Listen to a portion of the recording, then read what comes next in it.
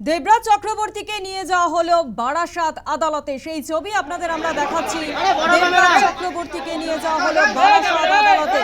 যে ছবি আপনারা দেখতে পাচ্ছেন বারাসাত আদালতের সামনের ছবি, যেখানে দেবরাজ চক্রবর্তীকে নিয়ে ঢোকা হচ্ছে সেই ছবি দেখতে পাচ্ছেন আপনারা।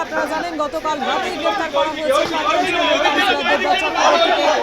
আজ বারাসাত আদালতে নিয়ে যাওয়া হলো এবং সেই সময় ডিম ছোড়া হচ্ছে দেবরাজকে লক্ষ্য করে। যে ছবি দেখতে পাচ্ছেন আপনারা বারাসাত আদালতের সামনের ছবি, যেখানে দেবরাজ চক্রবর্তীকে লক্ষ্য করে ডিম ছোড়া হচ্ছে সেই ছবি দেখানো হচ্ছে। দেখুন, দেবরাজকে লক্ষ্য করে ডিম থেরাপি, দেবরাজ চক্রবর্তীকে লক্ষ্য করে ডিম ছোড়া হচ্ছে দেখতে পাচ্ছেন আপনারা। গতকাল রাতেই গ্রেফতার করা হয়েছে দেবরাজকে। বারাসাত আদালতে পেশের সময় দেবরাজকে লক্ষ্য করে ডিম ছোড়া হলো, যে ছবি দেখানো হলো আপনাদের। গতকাল রাতেই গ্রেফতার করা হয়েছে প্রাক্তন কাউন্সিলর দেবরাজ চক্রবর্তীকে এবং আজ দেবরাজকে আদালতে পেশ করার সময় রীতিমতো ডিম ছোড়া হয়। দেবরাজ চক্রবর্তীকে লক্ষ্য করে ডিম ছোড়া হয়, যে ছবি দেখতে পাচ্ছেন। সাধারণ মানুষ তারা ডিম ছোড়ে।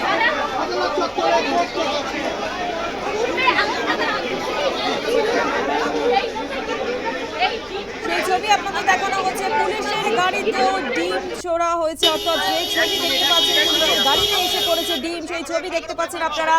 আদালতে পেশের সময় দেবরাজকে লক্ষ্য করে ডিম ছোড়া হয়, ডিম থেরাপি দেওয়া হয় তৃণমূলের প্রাক্তন কাউন্সিলর দেবরাজ চক্রবর্তীকে। গতকাল রাতেই দেবরাজকে গ্রেফতার করা হয়েছিল এবং আজই আদালতে পেশ করা হয়। বারাসাত আদালতে পেশের সময় দেবরাজকে লক্ষ্য করে ডিম ছোড়া হয়।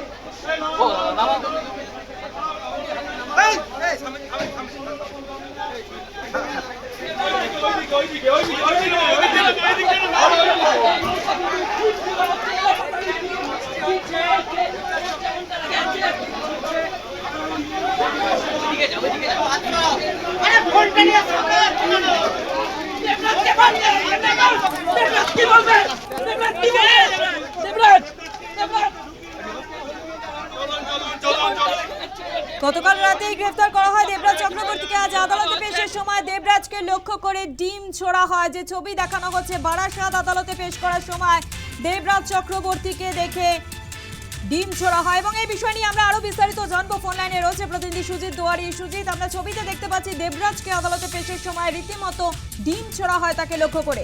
সুজিত, দেখা স্বপ্ন তোমাকে বলে রাখছি যে কিছুক্ষণ আগেই কিন্তু বারাসাত আদালতে তোলা হলো দেবরাজ চক্রবর্তীকে। বিধাননগর মেয়র পরিষদের যে প্রাক্তন সদস্য ছিলেন দেবরাজ, তাকে কিন্তু দুর্নীতির অভিযোগে গ্রেফতার করা হয়েছিল এবং বারাসাতে যখন তাকে ঢোকানো হয় পুলিশের তরফে আগেভাগেই কিন্তু বুঝতে পেরেছিল যে সাধারণ কিছু মানুষ ভিড় জমিয়েছেন, তার মধ্যে কয়েকজন আইনজীবী রয়েছে, বিজেপির লোকজনও রয়েছে, তারা কিন্তু ডিম নিয়ে অপেক্ষা করছে। সেই সময় কিন্তু পুলিশের তরফে কেন্দ্রীয় বাহিনীর নিরাপত্তা আরো বাড়ানো হয় এবং বারাসাত থানা থেকে আরো ফোর্স আনা হয় এবং বারাসাত চত্বর কার্যত ঘিরে রাখা হয়। যদিও তার মধ্যেই যখন দেবরাজকে গাড়িতে করে যখন পুলিশ নিয়ে আসছে বাগড়ি থানার পুলিশ, তখন কিন্তু তাই সেই গাড়ির সামনে গিয়ে কিছু পক্ষ চলে যায় এবং পেছন দিক থেকেও দুদিক থেকে কার্যত ডিম ছোড়া হয় এবং পুলিশের গাড়ি লক্ষ্য করে ডিম ছোড়া হয়। দেবরাজকে যখন নামানো হয় তাকে লক্ষ্য করে ডিম ছোড়া হয় এবং এই ডিম থেরাপির প্রসঙ্গে তারা বলছেন যে আমরা চেয়েছিলাম ডিমটাকে তাকে খাওয়ানোর জন্য। এর জন্যই তারা প্রতিবাদ করলো, যে ধরনের দুর্নীতি করেছেন সেই দুর্নীতির তারা প্রতিবাদ করলে কোথায় ডিম ছুড়ে এমনটাই কিন্তু জানিয়েছেন। যদিও আমরা জানতে পেরেছি যে দেবরাজের পক্ষের আইনজীবী তিনি কিন্তু তার জামিনের আবেদন করতে পারেন এবং আজকে কিন্তু পুলিশের তরফে তাকে পুলিশ হেফাজতে আবেদন করা হয়েছে এবং বারাসাত আদালতে কিছুক্ষণ অপেক্ষা করা যাবে। তারপরে কিন্তু জানা যাবে যে দেবরাজের পুলিশ হেফাজত হলো নাকি অন্য কোনো জেল হেফাজত হলো। আপনার আমরা ছবি দেখতে পাচ্ছি রীতিমতো যে ডিম ছোড়া হচ্ছে। পুলিশের নিরাপত্তা কেমন ছিল?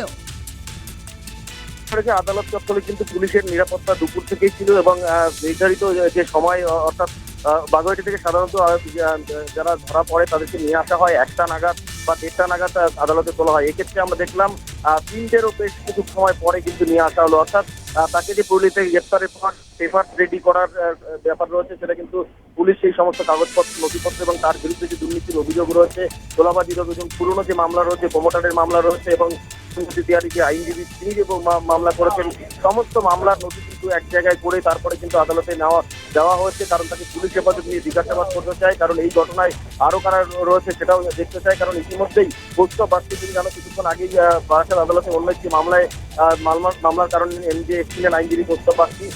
তিনি জানিয়েছেন যে এই ঘটনায় কিন্তু আরো কেউ যুক্ত রয়েছে, কারণ মাথা রয়েছে এবং তার ইঙ্গিত কিন্তু একেবারে ছিল ব্যারাকপুরের তৃণমূল সাংসদের দিকে এবং পার্থভূমিকের দিকে তিনি ইঙ্গিত করলেন। এবং এই ঘটনায় এই দেবরাজকে বলা হলো যে তিনি জেলার অভিষেক ব্যানার্জি, অর্থাৎ অভিষেক ব্যানার্জির মিনি সংস্করণ, এটাও কিন্তু নিজে বলছেন কৌস্তব বাগচি। সুতরাং তুমি বলতেই পারো যে 1300 কোটি টাকার যে মামলা রয়েছে সেই মামলায় এত টাকার একজন হিসেব বহির্ভূত সম্পত্তি তার কাছে কিভাবে এলো, এই সমস্ত বিষয়ে কিন্তু তদন্ত করছে ইতিমধ্যে তদন্তকারীরা। তবে সেই সমস্ত প্রমাণও যোগ করা হচ্ছে এবং পরবর্তীতে দেখা যাবে যে আরো কিছু মানুষ তারাও এই দেবরাজের বিরুদ্ধে কমপ্লেন করতে আসবে। এবং এতদিন তৃণমূল জামানায় তারা কিন্তু কোনো রকম কমপ্লেন করতে পারেনি, এমনটাই কিন্তু তারা ক্যামেরার সামনে জানাচ্ছেন। এবং বাগুইআটি থানার সামনে সাধারণ মানুষ যারা এসেছিলেন তারাও কিন্তু বলছেন যে এলাকার প্রমোটার থেকে শুরু করে বাড়ি তৈরি এবং স্কোয়ার ফুট মেপে কিন্তু পয়সা নিতেন।